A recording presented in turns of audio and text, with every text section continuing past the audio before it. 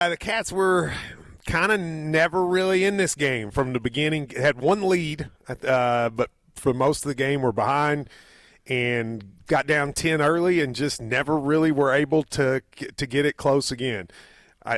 Tennessee dominated Kentucky on the boards, out-rebounding them. Tennessee had 11 offensive rebounds, and Kentucky had 12 defensive rebounds, which is not a recipe for success.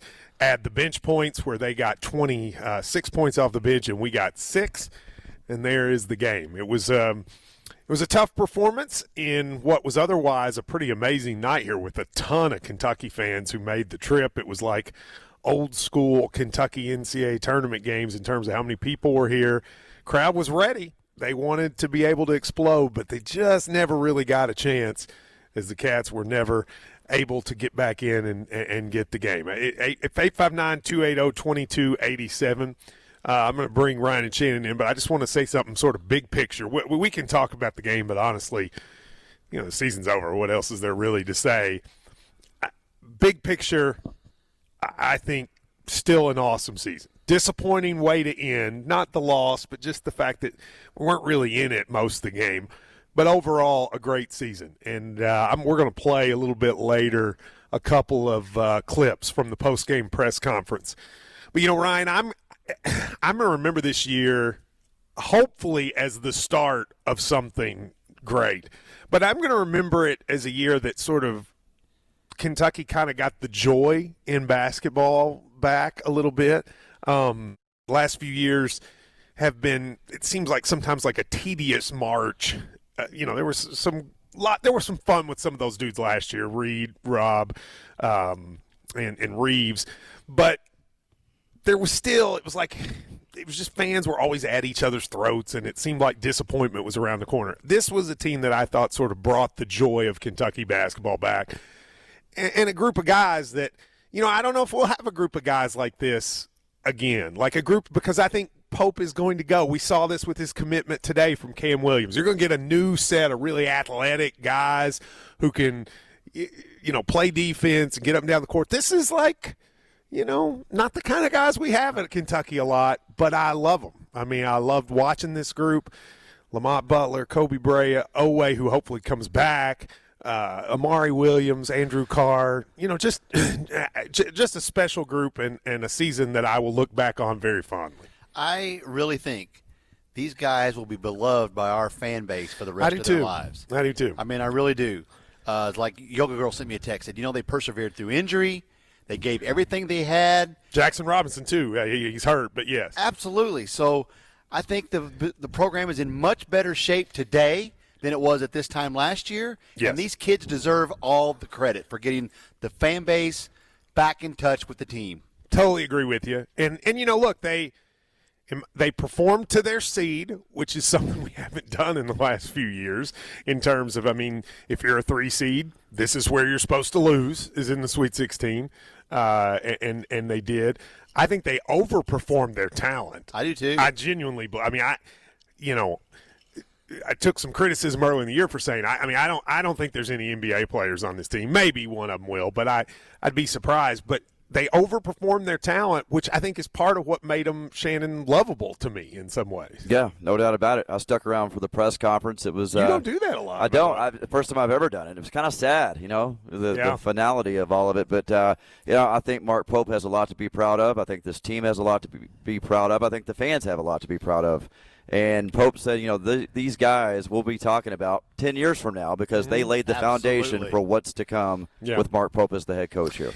I agree with that. Yep. Drew and I used to always say, because I've been in a lot of last game of the year locker rooms, and it's a really sad place. Awful. Often, you've been in more than me. Like it's a really sad place. I can still remember John Wall bawling. De'Aaron Fox and Malik Monk, or Jan Fox and Bam Adebayo crying. Brandon Knight crying.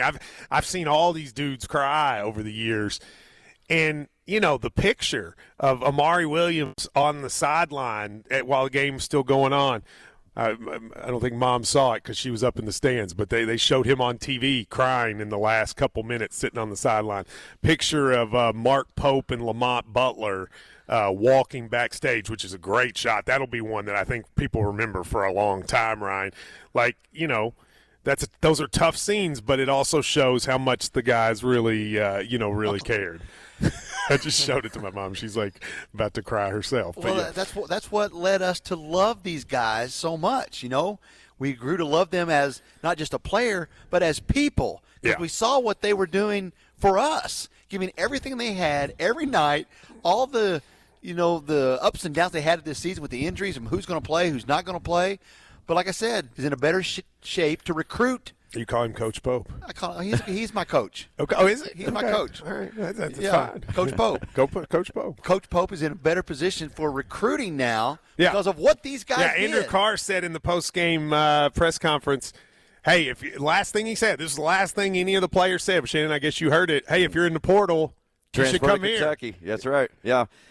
Pope gets it. We've said that so many times, but he's a guy who has put on that jersey. He knows what it means to wear that Kentucky jersey, and I think that rubs off on the players. You see that. They mentioned they're going to have a hard time taking this jersey off me. I think those are great quotes. Yeah. Billy, pull those up. I tweeted those two out. I'd like to play the Carr and Brea comments. Let me know when you have them. But, that is – it's – we want, and let me just say, I think the guys during the Calipari era love being here, too. Sure they did. I think in general, that was something I really give Cal a lot of credit for. He had all these guys who were here for a year, but he did get them to love this place during the year. And I agree.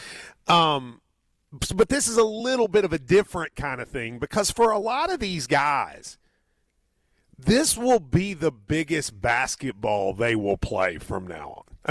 Most of these guys will probably play professionally somewhere if they want to. Overseas. Maybe in the G League. Like I could see. I could see Bray on a G League team. Maybe Amari. I don't know.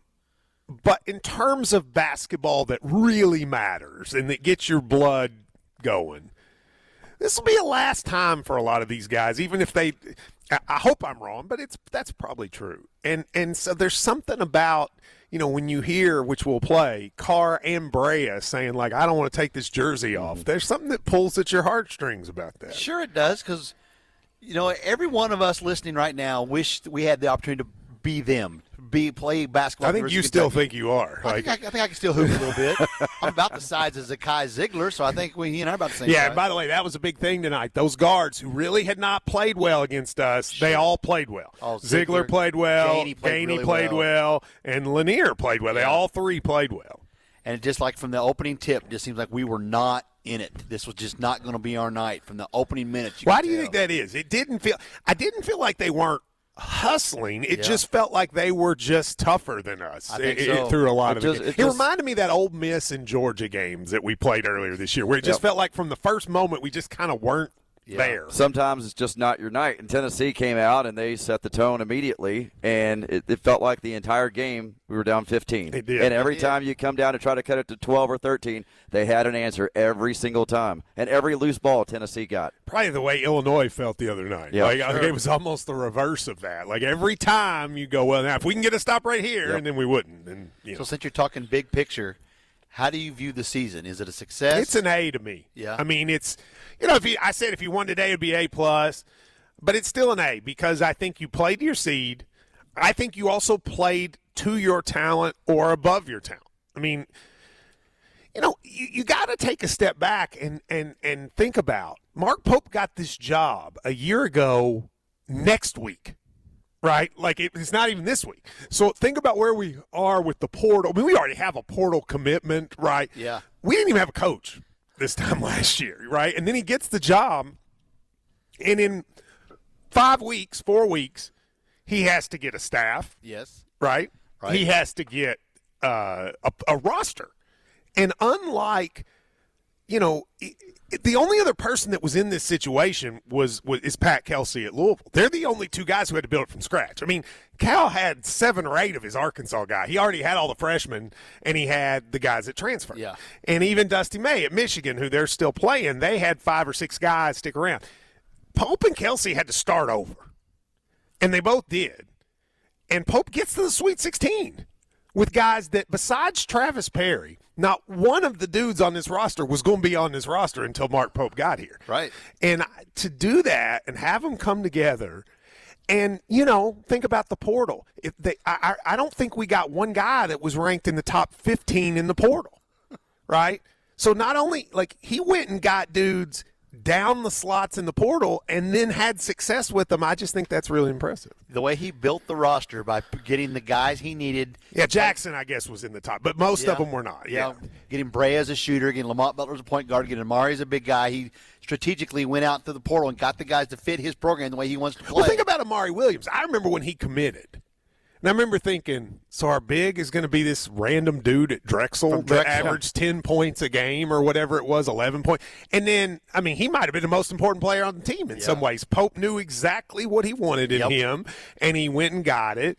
And, Lamont Butler was his point guard immediately. Went after him immediately. And so, to take that group, go to the Sweet 16, have all the injuries we had. Remember, we had Jackson Robinson. Our best player's out.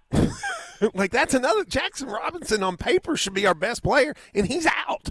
And they still were able to do this. Yeah, and not doing it the way that we've been used to seeing rosters put together. Not a bunch of one-and-dones. Bunch of transfers from mid-major programs, and Pope taking all these guys and somehow making it work. Dudes that were never even recruited to come to Kentucky out of high school, never thought they'd ever play at Kentucky, end up getting to the Sweet 16. That's a huge success. And you can tell they, appreciate it. Yeah. I think that's another thing. I do think that people were a little – some of Cal's critics were a little harsh on the I think the players that were here appreciated it. Oh, I do too. But I also think it was a stop along the way to another destination. Right? that was part of what they sold. For these guys, this was the destination. Mm-hmm. And I think our fans really appreciated that this was the destination, that Kobe Brea said, I never thought I would be here. Andrew Carr said, Ansley Almanor is built like Ryan, and he was here. The fact that those guys did that, I just think it makes it more. Amari Williams grew up in Nottingham, England. Yeah. Right? He has the whole state eating wheat. Drew pulled a wheat. What were they called? Weetabix out of his pocket earlier today. Evan Washburn ate some on the sideline during the broadcast. And like Drew, he got choked, I think, when it was happening. That warm milk, you get choked on it. It gets dry in your mouth. But to your point, though, wherever these guys go to play, if they go play professionally, it's never going to be as special as it is right here tonight. You get 35,000 people in there, and all these Kentucky fans show up. There's nothing like this. There's not. And even dudes who have amazing NBA careers, like DeMarcus Cousins talks about that. Right. He never had more fun than the year he was here. Right. Right. And I think they're, but these dudes, I don't know about you. I was a different person when I was 22 than when I was 18. And, the fact that they're 22 and they can appreciate what they're going through. It's not just looking back in hindsight and going, that was awesome. They're appreciating it while they're doing it. I just think our fan base is really – it needed that shot in the arm. Yes, it did. And they gave it. And so, you can focus on, they had a poor performance. We lost to Tennessee. Vol fans are going to – what?